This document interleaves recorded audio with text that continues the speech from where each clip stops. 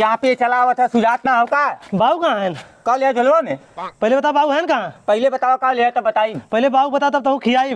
बाबू खेतवा मुई घास थे कहते हैं पिछड़वा। हे बाबू हे चल के घरे चला तो घसिया तौर मौसा पे किए। अरे मर्द तोरे में कुछ ला पहले चला। नहीं तो जो अपन देख हम ना जाब। बहुत खुशी वाली चीज हो जो तो अपन खुशी अकेले मना ले। तो हर एक खुशी की चीज मनता है ना कौन चीज है। चल अच्छा देखी करे झींगा कैसन केक काटे कहत बा। बाबू महू ना पता हो। इस साल हर साल अपन मेहरारू लेके केक काट के साला सालगिरह मनावाला। बे मर्द हरदम उल्टे समझेला। आज अपन इंस्टाग्राम पे 1 मिलियन परिवार पूरा भयल है। अरे साले पहले बताए होते ले तो बड़ी खुशी की बात हो। आज आपके प्यार दुलार से हमार इंस्टाग्राम परिवार 1 मिलियन पूरा कर चुका बा। आप सब ऐसे अपन प्यार दुलार आशीर्वाद बनाए रही हैं और हमने तीनों चाचा भतीजा ऐसे मेहनत करत रहा। आप सामने कॉमेडी प्रस्तुत करत रहा। आप सब मनोरंजन लेत रही हैं। आप सबके बहुत बहुत धन्यवाद।